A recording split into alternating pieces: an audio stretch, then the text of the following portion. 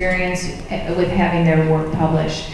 We're going to ask them several questions, and then you'll be able to ask questions. And I think what we want you to do is just come down. We'll put that one other microphone there. We're going to turn those mics on. You can come right down and ask a question so that we don't forget to get anyone. So I'm going to start with Christina. But I'm going to introduce you all, and then I'll pose the first question, okay? So Christina M is a Western New York author of 5 books that have taken her on book signing and writing workshop journeys across the U.S. and in Ireland. She's working on her 6th book, The Secret Sand Garden, set to be published in September 2024. Lisa Jacobs Watson, right in the middle, is the author of 2 self-published women's devotional journals. Lisa continually works at developing her writing craft as well as gaining new knowledge about the publishing industry. Lisa is also the curator and owner, if you've heard of, the Black Doll exhibits that have been in many of our libraries and in a lot of community groups throughout the region. And then retired UB professor Gary Earl Ross is a multiple award-winning playwright and novelist whose work includes the traditionally published Nickel City Mystery Series, as well as independently published short story collections and plays. So I'm going to pose the first question, and I'm going to ask each of you to answer it, okay? And you have to turn your mics on if you do. Fair enough. I'm going to test them so everybody say hello. Okay.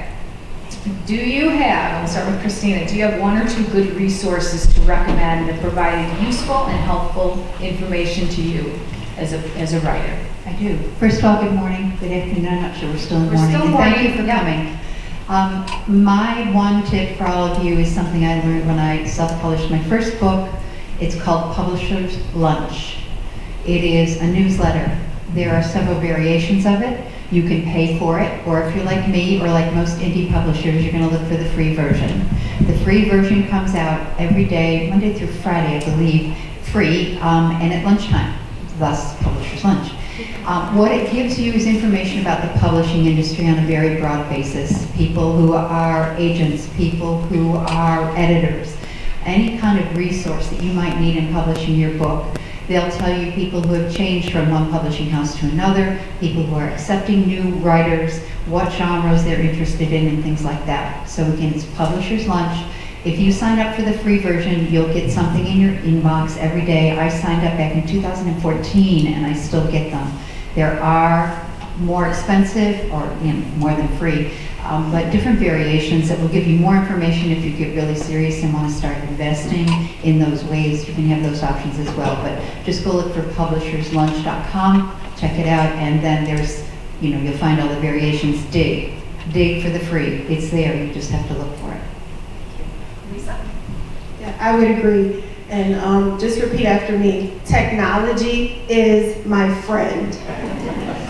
That is something that I had to learn being just of the generation that I am. So when I first started to get my first journal published, I was connected with a online source called the Author Learning Center. So ALC.com or authorlearningcenter.com. And that was just a platform where they have several workshops, seminars, Zoom meetings of sorts, and those seminars just break down certain topics so that you can be introduced to the publishing industry, so that you can understand very basic questions, like the difference between an agent and a publisher. Quick story, I thought my publisher was going to help me sell my book. They call me and they say, how's your book doing? And I'm like, I don't know, you tell me. What have you been doing to help me sell my book? Publishers don't sell books. I didn't realize that. So some of those basic questions and some of those in-depth questions as you move forward by way of linking up with this particular platform will help you to gain knowledgeable information. So I would highly recommend starting somewhere like that or another similar platform, YouTube. Again, technology is your friend. Gary? First, can you hear me? Okay. First, I would like to acknowledge Dr. Doyle in the back. Dr. Doyle, you remain an inspiration to me. I love you. She is a local treasure. And I start with Dr. Doyle because your first resource is going to be people. Because you're going to take information from people. You're going to learn things from people. You're going to interact with them. Workshops, writers groups, all sorts of connections that you make with people will help you develop. Secondly, there are things you can do in terms of writers' resources that will tell you what magazines, for example, are looking for work. Authors publish, you can look that up online and join it so that they will send you regular updates of who's looking for what. And that becomes very helpful. Recently I sold my 100th short story, and that came as a result of a connection of something I discovered on Authors Publish. And then I want you to look at your own resources that are local. I cannot stress enough how much this library and the Historical Society were helpful to me when I finished my first novel, Blackbird Rising.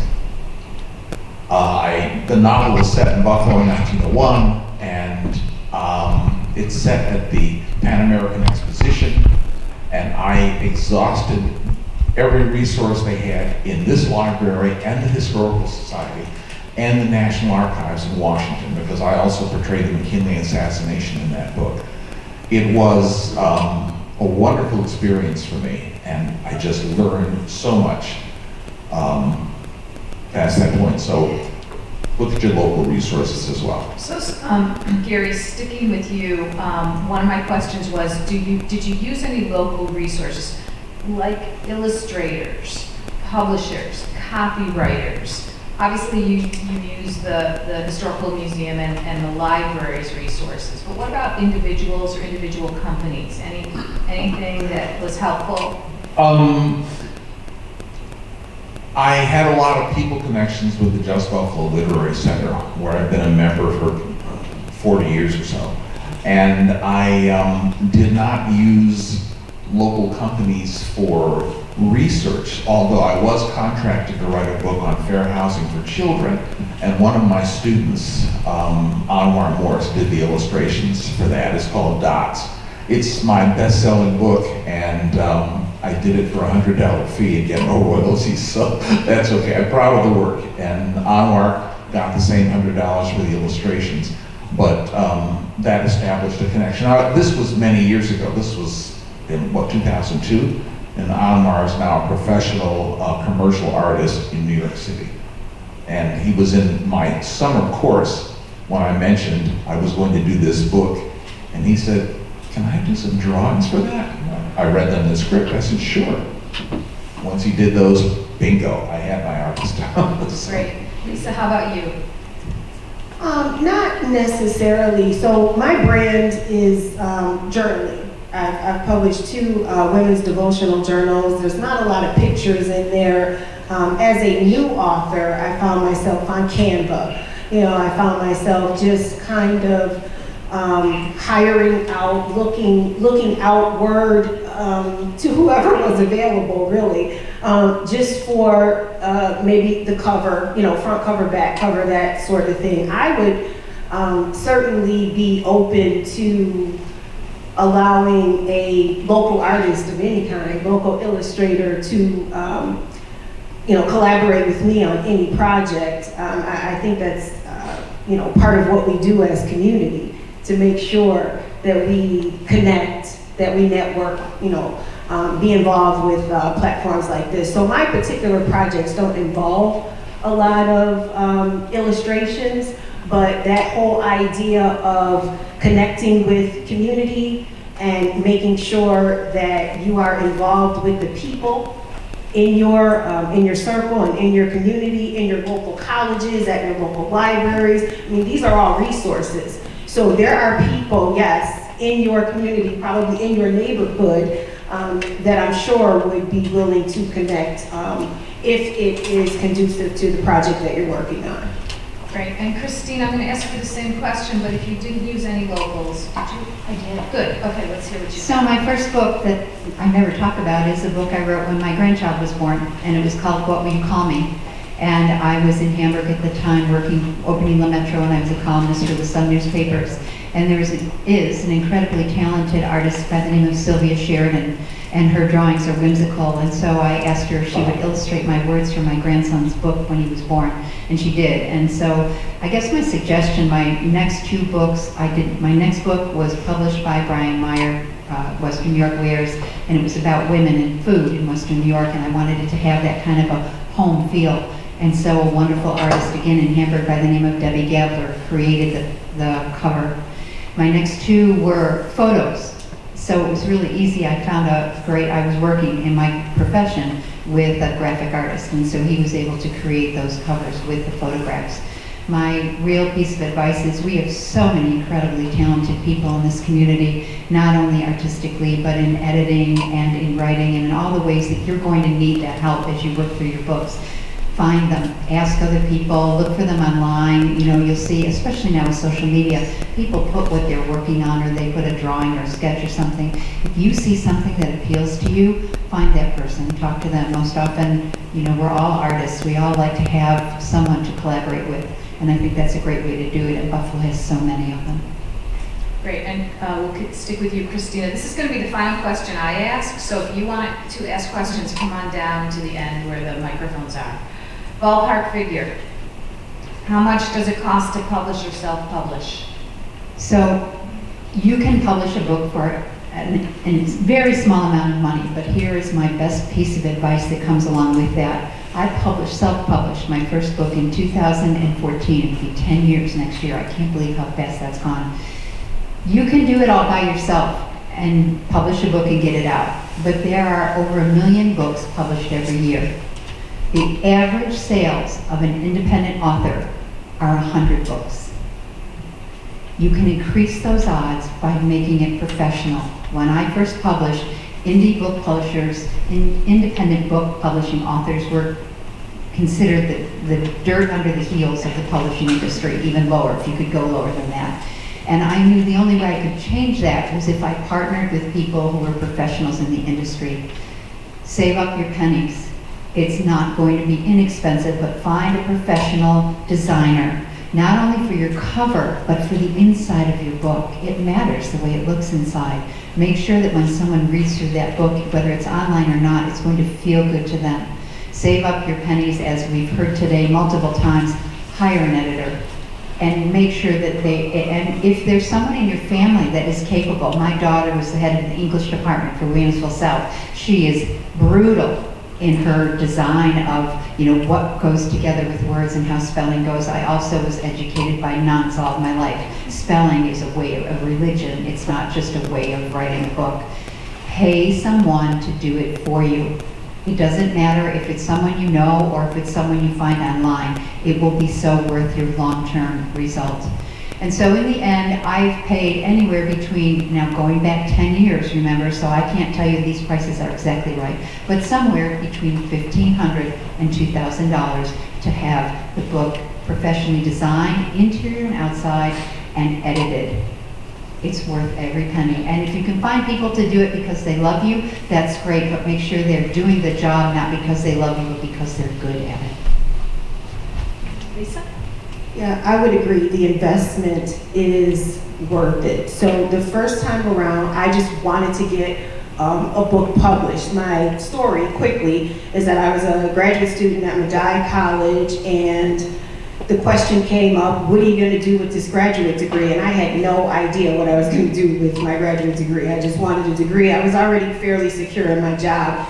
And I said, well, I'm going to write my memoirs because it sounded good.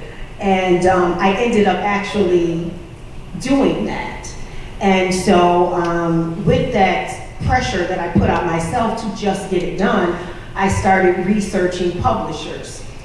I decided to invest a couple $1,000s to just get everything done, mainly because I didn't know where to start at all. I wouldn't necessarily recommend that, but the time crunch was there for me personally. The second time around, after learning all of the ins and outs of how publishing works, learning the lingo, understanding the difference between that agent and that publisher, I probably invested maybe a couple $100 the second time around, and those services were just shaved. The services were very similar to what the big company did, but they were shaved down a little. In both instances, it was self-publishing. I had to put forth the work. Editing was involved, but I also decided to hire my own editor, simply because I just wanted to make sure that everything was clean. That cost was a per page fee. So it can be costly. And just understand though that this is an investment that you're making in yourself. We often say that indie writers, creatives, a lot of times we don't do this to become rich. We do this because we love it. So if there's a topic that you want to write about and you're passionate about it, just get it on paper. I would say to all of the brand new writers, aspiring writers, just get it done. It is obviously very important to get it done as professionally as possible. But when you're going through those beginning stages and you're not even sure what it is that you want to write about or how you want to get it on paper, I mean, it's as easy as going to your local library and making copies and stapling them together. That's a start for someone. There might be someone in this room who's at that point. Just make sure you get it done. Follow your passion. And then the more that you do that, the more that it will unfold and the more professional it will become. I have a full-time job. This is, I'm sure like most of you, this is not something that I do to put food on the table. I write because I love to write. So for those of you who can relate to that, just get it done, but know that yes, there is going to be an investment anywhere from a couple $100s to a couple of $1,000s. And are you gonna make that return? I don't know. I don't know when you're gonna make it. I don't know when you're gonna make it.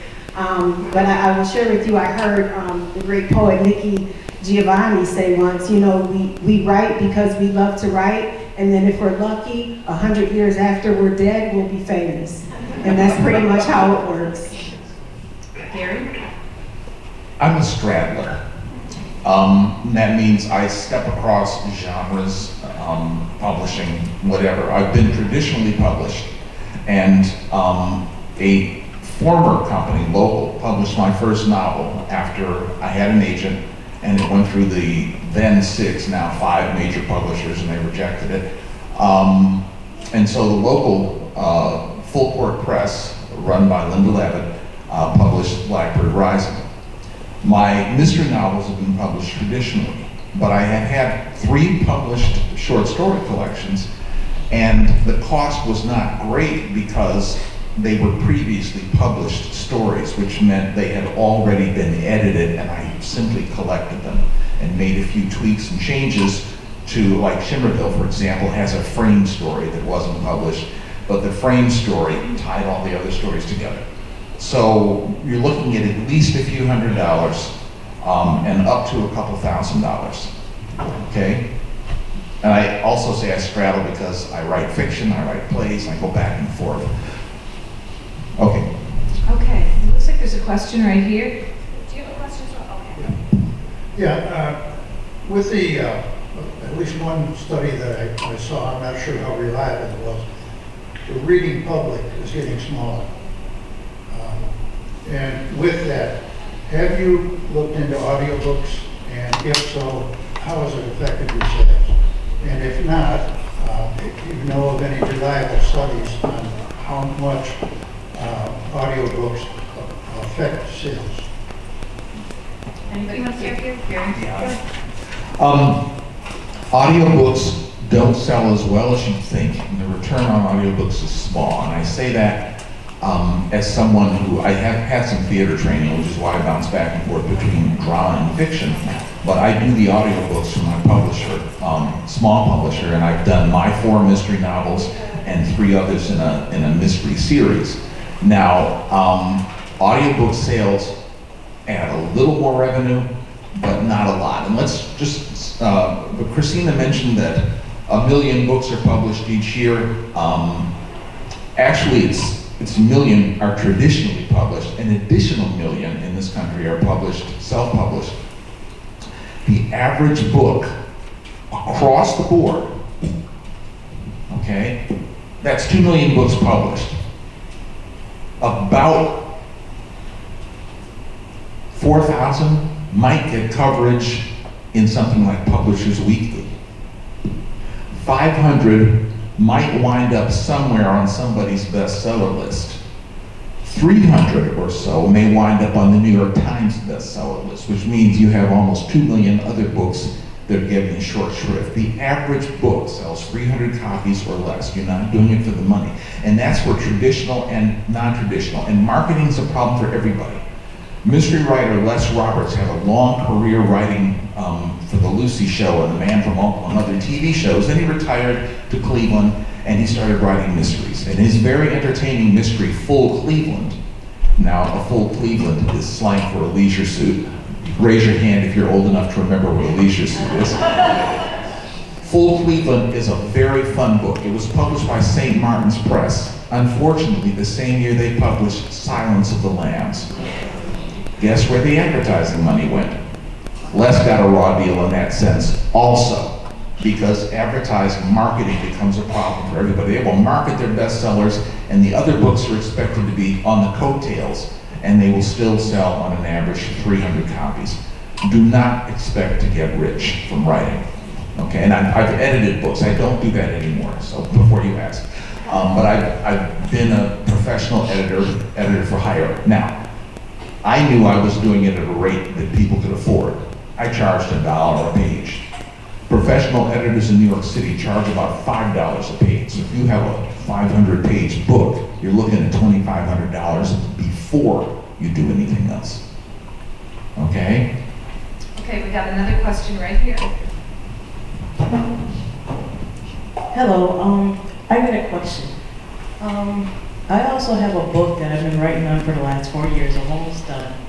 But I also have like a soundtrack to go with that book. Do you drop the music first and then the book? You know what, the information that we received here about branding and marketing, I think comes into play with the issue that you're facing. You probably need to decide what you want to do in terms of marketing, but I think that there's an opportunity there for you to start to market that soundtrack and follow up with the book, or vice versa. I know after I wrote my book, I delved into what we heard today as authorpreneurship, and I got t-shirts and mugs and, kind of just started having all these products attached to the book as part of the marketing strategy. Another friend that I have who was a consultant or is a consultant did consulting work and then dropped a book. So it goes either way, but I think that you're onto something and that you are building a brand. So my advice would be to just, make a decision as to what comes first, the chicken or the egg, and also make sure that though you have a deadline in finishing what you have been working on for a couple of years, because that's going to play into, how that unfolds for you. As we've just acknowledged, and Gary did it so brutally, you don't make money selling books unless you're one of the top, brand selling authors in the nation. So what puts food on my table, so I'm a writer and a storyteller, I don't care, tell me something you want written and I'll write it, just pay me. And so one of the things I do PR and marketing, I'm a consultant. So there are a couple of things that are really important, and we've gone around brand here a lot today, and one thing as an author coming up is your brand. You don't necessarily know how your career is going to evolve, right? You're focused on this first book or your second book or whatever. I would heartily encourage you to never make the brand about the book.